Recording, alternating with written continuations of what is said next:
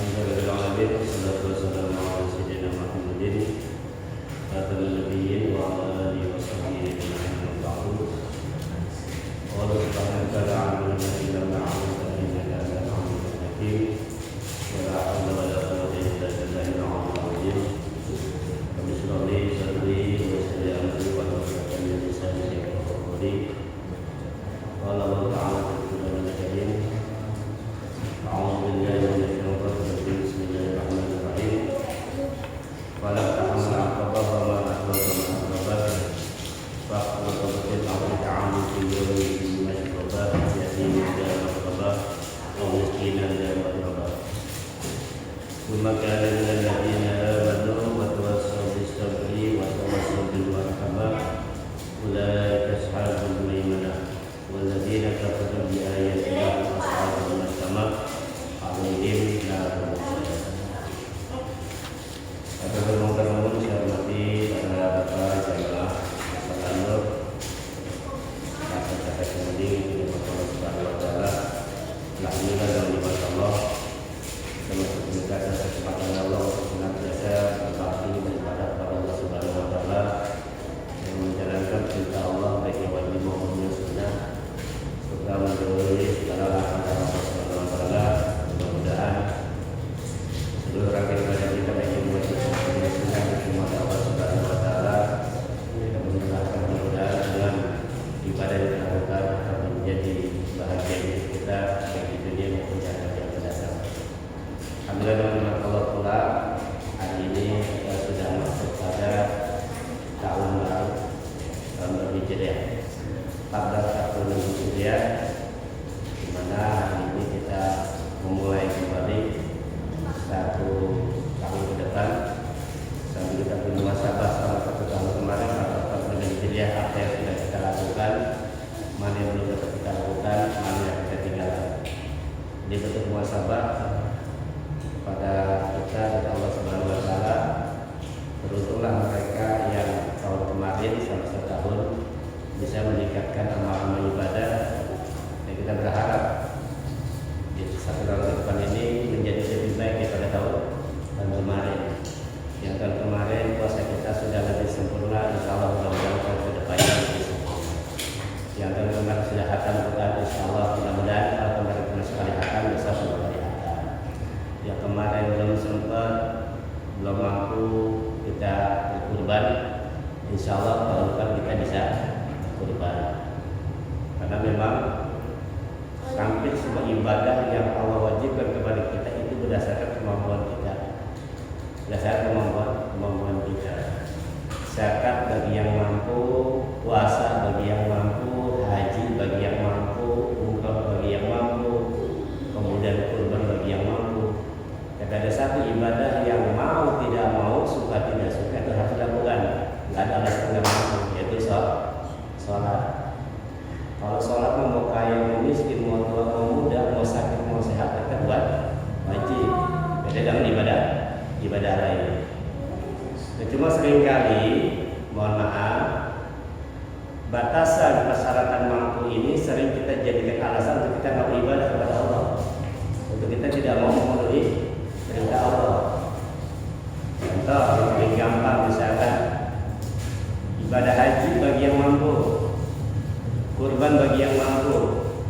Seringkali kata persyaratan tidak mampu kita jadikan alasan. Kita berlindung di balik qadar Allah. Memang belum panggilan, memang belum mampu. Itu seringkali kita beralasan karena alasan tidak mampu, akhirnya kita jadi alasan untuk kita beribadah. Padahal di sini ada penekanan buat kita. Ketika Allah syaratkan ibadah itu bagi yang mampu, kalau memang kita mengaku hamba Allah, kita berusaha semaksimal mungkin untuk mampu. Allah memang bilang ittaqillaha mastata'tum, bertakwalah kamu semampu. Kalau memang sekiranya mampunya kita misalnya gini, Rasulullah Allah mewajibkan kita berkurban bagi yang mampu. Nah, bagaimana cara kita mampu supaya kita berkurban? Kan itu tujuannya. Jangan sampai ketika nanti pada saat itu kurban dan alasan kita nggak mampu, kita nggak berkurban. Itu namanya kita berlindung di balik alasan takdir Allah. Ini seringkali. Padahal dikasih kesempatan selama 1 tahun ke depan, mohon maaf, harga kambing misalnya 4 juta, kita bisa ukur kan kemampuan kita selama 1 tahun mengukur 1 juta, kira-kira kita bisa sisihkan berapa kan gitu.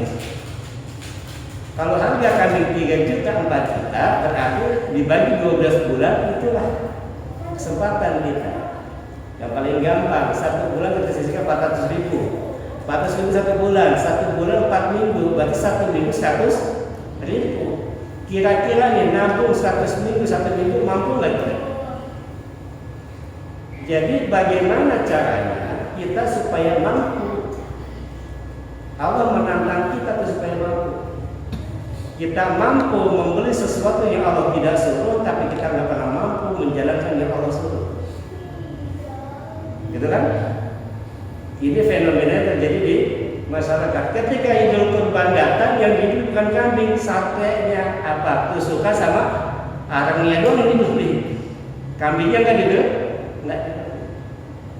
Nah, salah satu bentuk ikhtiar kita supaya mampu apa? Itu kita menabung, kan gitu kan?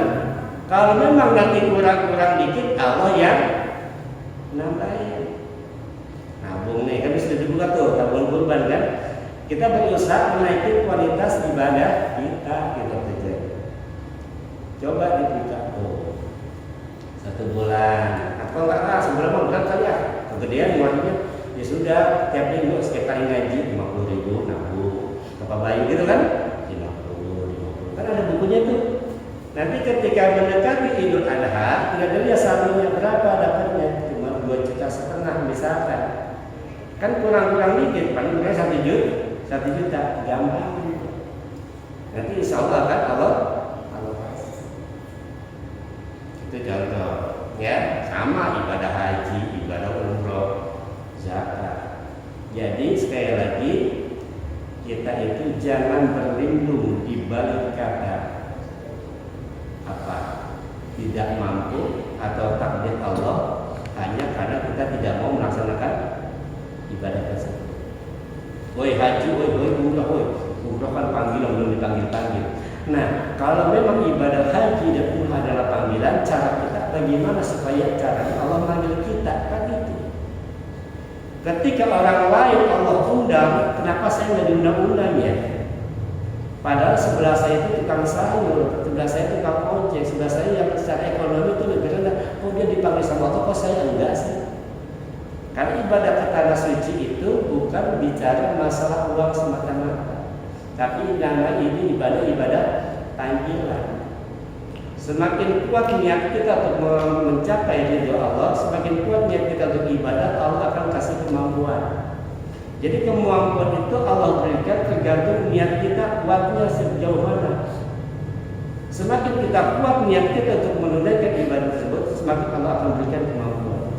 Semakin kita tidak ada niatan, semakin lemah niat kita, Allah pun akan semakin lemah memberikan kemampuan. Ingat motivasi, innama a'malu bin niat. Sesungguhnya perbuatan itu bisa tercapai, bisa didapatkan tergantung dengan niat. Ya buktinya kan, kalau kita punya niat kuat, bisa nggak berbuat baik? Bisa. Karena kita punya niat kuat. Ya masa iya seumur hidup kita tinggal di sini nggak pernah sama sekali. Yuk sama-sama bareng-bareng. Saya masih dalam proses belajar, proses memperbaiki diri. Apa yang bisa kita lakukan? Karena itakilah masa tertentu. Beribadah kamu kepada Allah, bertakwalah kamu kepada Allah semampunya. Jadi semaksimal mungkin. Nah, salah satu bentuk cara kita memperbaiki ibadah kepada Allah, ibarat kita merawat tanaman itu harus disiram. Menyiram keimanan itu dengan cara apa? Ilmu, ada cara lain. Kita sudah beriman kepada Allah, kita sudah berhidayah dari Allah, dia sudah dapat kasih hidayah dari Allah. Bagaimana cara memupuk hidayah tersebut? Dengan cara ibadah. Bagaimana cara ibadah yang baik? Harus dengan ilmu. Makanya Allah mensyaratkan alladzina amanu wa amilus sholihat, 2 syarat itu. Kalau ingin masuk surga di Allah, ingin masuk golongan kanan, iman dan amal soleh.